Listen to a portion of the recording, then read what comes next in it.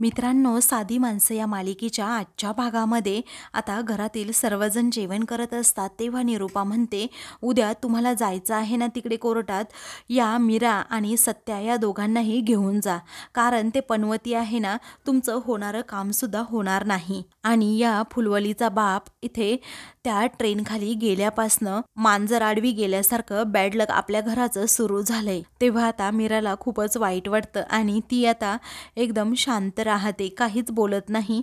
मग आता सुधाकरराव रागातच म्हणतात, ते आपले व्याही होते, हे काय तू विसरलीस का, असं म्हणून निरूपाला ते गप्प करतात. पुढे आता सुधाकरराव म्हणतात, जरा तोंडावर निरूपा तुझं, अजिबात मध्ये मध्ये बोलायचं नाहीस. मग आता सत्याला सुद्धा राग येतो आणि तो म्हणतो, इथून पुढे तोंड उघडायचं असेल ना तर चांगलं बोलायचं. मग आता सुधाकरराव म्हणतात, सत्यजित बाळा गप्प बस, तू तरी आता शांत राहा, कारण आपण जेवतोय ना आता. मग आता सत्या म्हणतो, मी जेवतो शांतपणे, पण बाप तू सुद्धा असं शांत राहा आणि काहीही झालं तरी आम्ही तुझ्यासोबत आहोतच. मीरासुद्धा सुधाकररावांना म्हणते, बाबा तुम्ही अजिबात काळजी करू नका, आम्ही आहोत ना दोघे तुमच्याबरोबर. तेव्हा निरूपा, पंकज आणि देविका एकमेकांकडे पाहतच राहतात. त्यानंतर निरूपा आता विचारते, तुम्ही खरंच या दोघांना घेऊन जाणार का? तेव्हा सुधाकरराव म्हणतात की हो, मी घेऊनच जाणार आहे. तेव्हा निरूपा म्हणते, जा घेऊन जा, याला ड्रायव्हर म्हणून घेऊनच जा, पण या फुलवालीला कशाला न्यायला पाहिजे, ती माझी लेक आहे, मी तिला घेऊन जाणारच, असं सुधाकरराव म्हणतात. मग आता सत्या म्हणतो, जाऊ बाप, नको टेन्शन घेऊ. सर्वजण आता जेवण करतात तर सत्या आनंदाने मीराकडे पाहतो. तिने त्याच्या आवडीचं जेवण आज बनवलेलं असतं, त्यामुळे सत्या खूपच खुश असतो. तर मीरा देखील त्याच्याकडे पाहून आता हसते. दुसऱ्या दिवशी मीरा आता किचनमध्ये आवरत असते, त्याचवेळी निरूपा हॉलमध्ये बसलेली असते. तेव्हा ती आता लगेच मीराला विचारते, काय ग, सकाळपासनं मला चहा सुद्धा दिला नाही, कामं करते की काय करते काय? आता मी बाबांच्या हातावर देण्यासाठी दही साखर एका वाटीत काढलं आणि ते बनवत होते जरा, असं म्हणून मीरा निरूपाला सांगते. तेव्हा ते काय लढायला चालले आहेत का की कोणत्या परीक्षेला चालले आहेत, असं निरूपा रागातच विचारते. तेव्हा मीरा म्हणते, अहो हे सुद्धा काही परीक्षेपेक्षा कमी नाही. तेव्हा निरूपा म्हणते, तू मला अजिबात शहाणपणा शिकवू नकोस, जा चहा घेऊन ये पटकन, असं म्हणून मीराला ती जायला सांगते. त्याच वेळी आता भाव खाऊन जायचे सर्व धंदे हिचे असतात, असं मनातच निरूपा विचार करते आणि ही दही साखर तर देविकानेच द्यायला हवी. त्यावेळी आता मीरा अजूनही तेथेच उभी असल्यामुळे निरूपा म्हणते, तुला ऐकायला आलं नाही का, मला चहा हवाय. तेव्हा ती आता म्हणते, अहो पण मी यामध्ये अजून, असं म्हणून आता मीरा पुढे बोलत असते. त्याच वेळी आता निरूपा म्हणते, वाटी ठेव इथे, तुला सांगितलंय ना एकदा. मग मीरा ही गुपचूप आता तेथे वाटी ठेवते आणि आतमध्ये जाते. तेव्हा आता देविका लगेच तिच्या पार्लरमध्ये चाललेली असते. त्याच वेळी आता निरूपा म्हणते की देविका इकडे ये पटकन. मग आता देविका तिच्या जवळ जाते. तेव्हा हे आज बाहेर चालले आहेत आणि त्यांच्या हातावर तू साखर दे, कारण त्यांना आज खूप पैसे मिळणार आहे, असं हावरटासारखी निरूपा म्हणते. आणि सुधाकरराव येण्याचे वाट दोघीही पाहत असतात. तर पैसे मिळणार या विचाराने आता देविकाच्या तोंडालाही पाणी सुटलेलं असतं. ती आता लगेच सुधाकरराव आणि सत्या हे दोघेही बाहेर आल्यानंतर विचारते की तुम्ही चाललात, निघालात का? त्याचवेळी आता सत्या विचारतो, बाप मी हे पाहतोय रे, सूर्य काय पश्चिमेला उगवला की काय? तेव्हा निरूपा म्हणते की तू लक्ष नको देऊ देविका, अगं दे दे, त्यांच्या हातावर दही साखर दे. मग आता ती दही साखर देत असते. त्याच वेळी मीरा ही तेथे येते आणि म्हणते की अहो थांबा थांबा, कारण मी त्यामध्ये साखरच टाकली नाहीये. मग आता निरूपाचा चेहराच पडतो. त्यावेळी आता देविकाचा सुद्धा अपमान होतो. तर सुधाकरराव हसतात. मग सत्य आता म्हणतो, तरी म्हटलं की या बबडीला एवढी अक्कल आलीच कुठनं, हे एवढं सगळं काही सुचायला. तेव्हा आता निरूपा म्हणते की तुम्ही गप्प बसा रे, आणि सत्याला म्हणते, पनवती तू तर अजिबात बोलू नकोस, परंतु दही साखर ही देविकाच देणार. मग आता मीरा म्हणते, हो देऊ द्या की, माझी काही हरकत नाही, आणि ही कुठे स्पर्धा आहे, तेव्हा बाबांना फक्त दही साखर दिल्याशी मतलब. तेव्हा ती आता त्यामध्ये साखर मिक्स करते आणि म्हणते, आता दे बाबांना दही साखर. त्याच वेळी आता सत्याला खूप आनंद होतो, कारण आता आपली मीरा एवढी समजूतदार सारखी वागते. सुधाकर राव म्हणतात की की स्पर्धेचं जाऊ द्या, परंतु समजूतदारपणा असावा ना तर मीरा सारखा, आणि यामुळेच माणूस नेहमी मोठा होतो. तेव्हा आता निरूपा आणि त्याचबरोबर देविकाचा असा अपमान होतो. मग मीरा सत्याकडे पाहून गालातच हसते, तर सत्याही तिच्याकडे पाहून आता हसत असतो. तर इकडे निरूपा आता हळूच म्हणते की अगं दे ना साखर त्यांना. तेव्हा आता ती सुधाकर रावांना दही साखर देते. तेव्हा चला उशीर होतोय निघायला, असं आता सुधाकर राव म्हणतात आणि सत्याला घेऊन जातात. आता त्या पाठोपाठ मीरा सुद्धा जाते. मग त्यामुळे आता निरूपा खूपच चिडते आणि म्हणते की आज सुद्धा या फुलवालीनेच बाजी मारली. दुसरीकडे रिया आणि तिचा डॅड हे दोघेही गाडीतून उतरतात. ते कोर्टाजवळ आलेले असतात. मग आता ती म्हणते डॅड जिंकूनच ये. तेव्हा तिचा डॅड म्हणतो की आजकाल तर तू खूपच छान बोलायला लागलेस ग.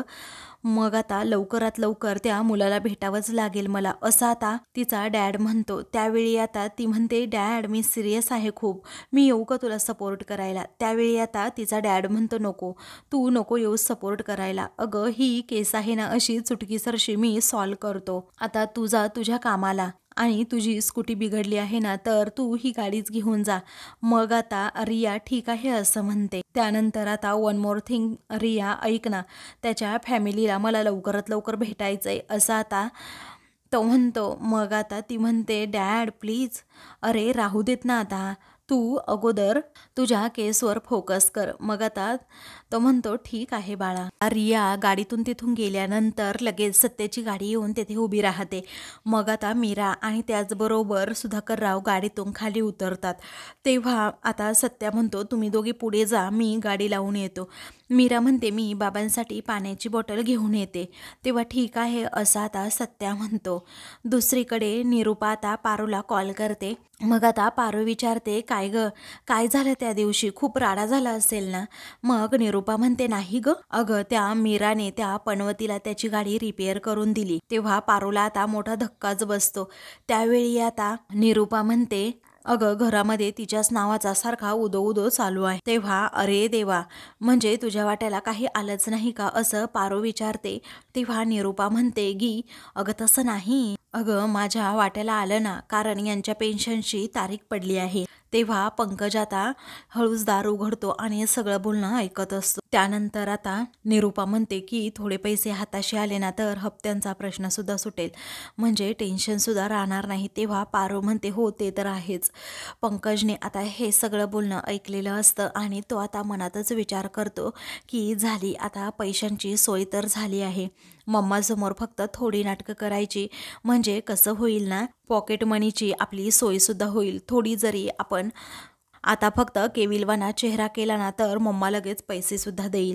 त्यानंतर आता निरूपा ही फोन ठेवते. तर पंकज आता लगेच पुढे येतो आणि म्हणतो मम्मा अगं तू पेन्शनविषयी काहीतरी बोलणार होती ना गं, मग आता त्याचं काय झालं. तेव्हा आता मला थोडे पैसे सुद्धा हवे होते असं आता लगेच पंकज म्हणतो. त्याच वेळी आता निरूपा म्हणते की पैसे हवे आहेत ना, मग तू स्वतः कमव आणि तुझे तुझे खर्च भागव. असे किती दिवस दुसऱ्यांच्या जीवावर तू जगणार आहेस रे. अरे तुला पाठीशी घालून मी खरंच खूप मोठी चूक करतीये, असा तू वागू नकोस, तू तुझे कमव.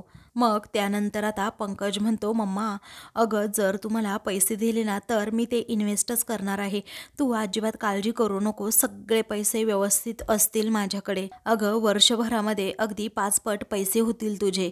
त्यावेळी निरूपा म्हणते हो का, अरे अगोदर नोकरी कर, पैसे कमव आणि मग तुला करायचं जे कर ना, इन्व्हेस्ट कर, नोकरी कर, सगळं कर. आणि तुझ्या लक्षात आहे ना बाबड्या की या महिन्यापासून घर खर्च फक्त आणि फक्त तू चालवणार आहेस. तेव्हा आता पंकजच्या डोक्यात मुंग्याच येतात की घर खर्च आता कुठून भागवायचा, मला नाही नोकरी ना धंदा पाणी, तेव्हा तू चालवणार आहेस ना, असं पुन्हा एकदा निरूपा विचारते. मग आता पंकज काहीही बोलत नाही, एकदम शांत शांत असतो.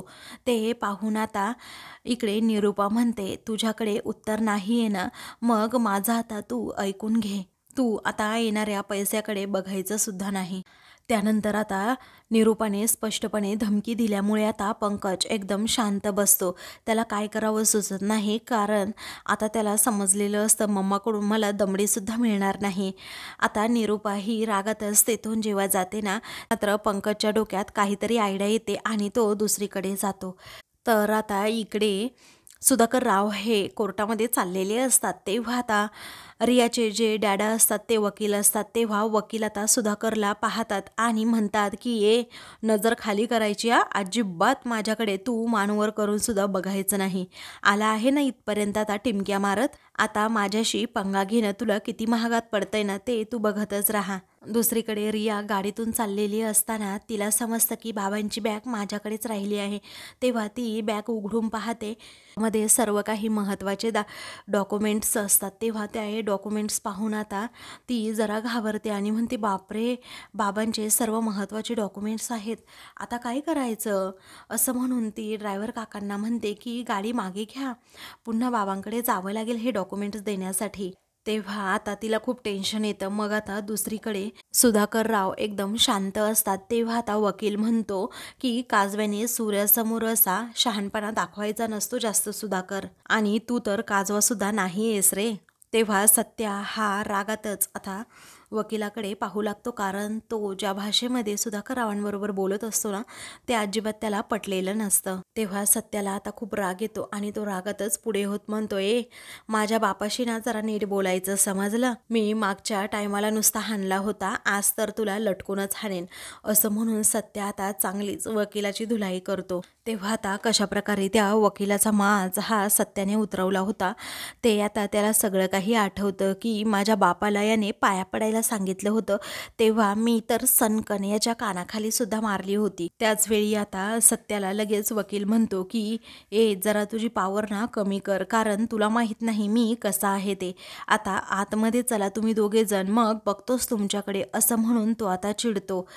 त्यावेळी आता सत्या म्हणतो की मागे फक्त एकच मारली होती, परंतु आता जर माझ्या बापाला काही बोलला किंवा माझ्या बापाचा अपमान केला तर मी तुला अजिबात सोडणार नाही आहे. मग मी सुद्धा काय चीज आहे ना तुला चांगलंच दाखवेन.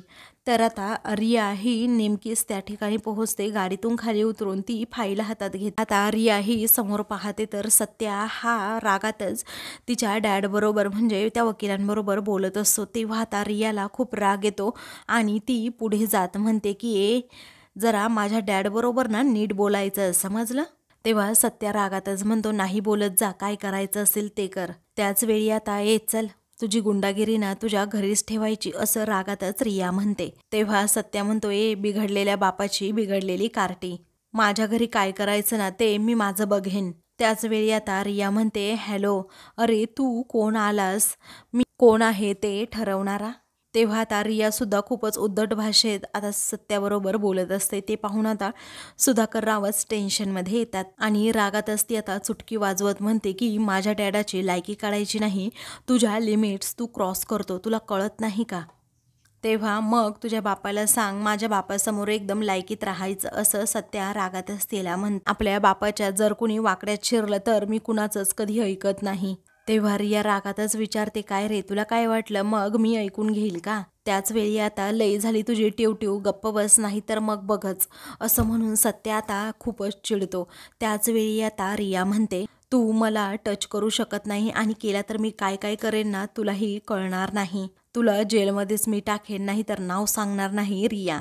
तेव्हा आता रिया ही सत्याला खूपच बोलू लागते आणि इंग्लिशमध्ये काही पण अशी विचित्र भाषेत बोलते. त्याच वेळी आता ए फाडफाड इंग्लिश, जास्त बोलू नकोस तू, वजन केवढं आणि बोलते केवढं ग तू, असं म्हणून तो आता चिडतो. तेव्हा आता डॅड आता ना हा किती बोलतोय तू बघच, मी याला आता दाखवतेच, असं म्हणून रिया आता पायातली चप्पलच काढते. तेव्हा ती आता खूपच चिडलेली असते तर सत्याला आता खूप राग येतो.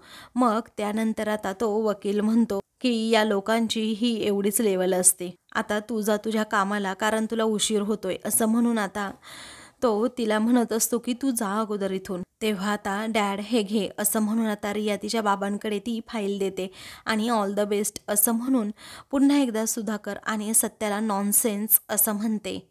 त्यानंतर रिया आता तेथून जाते तर आता वकीलसुद्धा तेथून आतमध्ये जातो. दोघेही तेथून गेल्यानंतर मीरा नेमकी तेथे येते आणि ती मुलगी कोण आहे असं विचारते. तेव्हा सत्य आता म्हणतो बिघडलेल्या बापाची बिघडलेली मुलगी आहे ही, जाऊ दे तिच्याकडे दुर्लक्षच कर, असं म्हणून तो आता चिडतो. सुधाकर राव म्हणतात नको नादी लागू त्यांच्या उगीच, चल आपण आतमध्ये जाऊयात, असं म्हणून तो आता सत्या मीराला आतमध्ये यायला सांगतो. तर आता मीरा म्हणते, बाबा हे घ्या पाणी, असं म्हणून ती त्यांना पाणी प्यायला देते. आता सुधाकर राव अगोदर पाणी पितात आणि आतमध्ये जातात. इकडे रवी हा आता रियाची वाट पाहत आता तिथे थांबलेला असतो. तेवढ्यातच रिया तेथे येते आणि आय एम सॉरी असं म्हणते. तेव्हा तो आता विचारतो, तू कारने आलीस का? मग आता ती म्हणते, हो, माझी स्कूटी जरा बंद पडली आहे, ती व्यवस्थित अगोदर करावी लागेल, असं म्हणून ती आता रवीला त्याबद्दल सांगते. तेव्हा आता रवी म्हणतो, अगं पण किती वेळ झाले मी वाट पाहतोय. तेव्हा ती म्हणते, एक नडला ना, त्यामुळे त्याला त्याची जागा दाखवायची होती. तेव्हा तुझ्याशी नडला तो? कोण होता नक्की, कोणता? रवी विचारतो. तेव्हा ती म्हणते की होता एक जण, मला ना एवढा राग आला होता, काय सांगू तुला. मग आता रवी म्हणतो, दाखवली का मग त्यांना त्यांची जागा? मला बोलवायचं ना. त्यावेळी आता रिया हसते आणि म्हणते, तुला बोलवायचं म्हणजे? अरे तू त्यांना डेझर्ट खायला दिलं असतं आणि मग सगळं वातावरण शांत झालं असतं. माझ्यात काही एवढे पेशन्स नाही. तर रिया म्हणते, तू डोळे बंद कर, मी विसरलेच, असं म्हणून ती आता त्याला डोळे बंद करायला सांगत असते. तो विचारतो, कशाला? मग आता ती म्हणते, कर ना प्लीज डोळे बंद. मग आता तो डोळे बंद करतो. तेव्हा रिया आता त्याच्या हातात घड्याळ घालते. तेव्हा डोळे उघडू का, असं तो आता विचारतो. मग आता ती रवीला डोळे उघडायला सांगते. रवी आता डोळे उघडून समोर पाहतो तर त्याच्या हातामध्ये घड्याळ असतं. तेव्हा तो म्हणतो की नाही हां, मी एवढं महागडं घड्याळ नाही घेऊ शकत, कारण आता मला महाग गोष्टी घालण्याची, एवढी ब्रँडेड वस्तू घालण्याची सवय नाही आहे, प्लीज मला नको आहे हे घड्याळ. त्याच वेळी आता ती म्हणते, तुझं ठरलंय ना नक्की? अरे आपल्या पहिल्या प्रेमाचं पहिली निशाणी आहे ही. त्यावेळी आता तो म्हणतो, ते सगळं ठीक आहे, परंतु एवढं महागडं मला गिफ्ट नकोच आहे, मी नाही घेऊ शकत तुझ्याकडून हे. तेव्हा आता रवीला असं बोलताना पाहून ती विचारते, तू आपल्या प्रेमामध्ये सिरियस आहे ना? म्हणजे तुला माझ्याबरोबर लग्न करायचं आहे ना? मग आता की मीच घरी येऊन सांगायचं आहे, हॅलो मी तुमच्या रवीची होणारी बेटर हाफ, मीच तुमच्या घरची सून होणार आहे, असं काहीसं मी येऊन सांगू? सांग बरं. मग आता तो म्हणतो, तसं नाही आहे गं, पण आत्ता या क्षणी मी घरीसुद्धा काही सांगू शकत नाही आहे. घरचे मला प्रश्नसुद्धा विचारतील की हे घड्याळ तू कुठून आणलं आणि त्याचबरोबर ही गर्लफ्रेंड कधीची तुझी, असं सर्वजण विचारतील. मी काय उत्तर देऊ गं? नको हां, आत्ता काहीच करायला नको, आपण एकदम शांत राहूयात. आणि कसं आहे ना गं, आमच्या घरी ना जरा एक टेन्शन सुरू आहे. अगं तुला माहीत नसेल, परंतु माझे वडील आहेत ना, त्यांना खरंच एका गोष्टीचा खूप त्रास होतोय. एक माणूस आहे तो ना त्यांना खूप त्रास देतोय. त्यावेळी आता ती म्हणते, हो ना, सेम पोझिशन, मलासुद्धा डॅडाला त्या मनस्थितीतून बाहेर काढायचं आहे, पण डॅडा होतील त्या लगेच मनस्थितीतून बाहेर, कारण आता डॅडांनासुद्धा एक माणूस आहे ना, तो खूप त्रास देतोय. तेव्हा तुझा असणारा त्रास थोडा कमी असेल, परंतु माझ्या वडिलांना जो त्रास होतोय ना, तो नाही तू समजू शकत, कारण ते बिचारे ऑलमोस्ट डिप्रेस्ड झाले आहे, असं रवी म्हणतो. त्यानंतर रवी म्हणतो की ऐक ना, अगं त्याशिवाय मी घरी काहीही सांगू शकत नाही, अगोदर तो प्रॉब्लेम सॉल्व्ह होऊ देत, मग मी सगळं काही घरी सांगतो. तेव्हा आता ती म्हणते, ठीक आहे, मग तुला हे घड्याळ आवडलं ना, असं आता त्याला विचारते. मग आता तो म्हणतो की हो, घड्याळ तर आवडलंय, पण बघूयात नंतर आपण याविषयी. त्यावेळी आता ती ठीक आहे असं म्हणते. मग आता ते दोघेही एकमेकांकडे पाहतच राहतात. त्यानंतर, तुझ्या बाबांचा प्रॉब्लेम हा नक्कीच सॉल्व्ह होईल, तू अजिबात टेन्शन घेऊ नको, आणि तुला सांगायचं असेल तेव्हा सांग, कारण मी काही एवढी लगेच उतावळी नाही आहे लग्न करायला, असं म्हणून ती त्यालाच आता म्हणते की प्लीज आपण ना सगळ्या गोष्टी अगोदर सेटल करू आणि मगच लग्नाचं पाहूयात.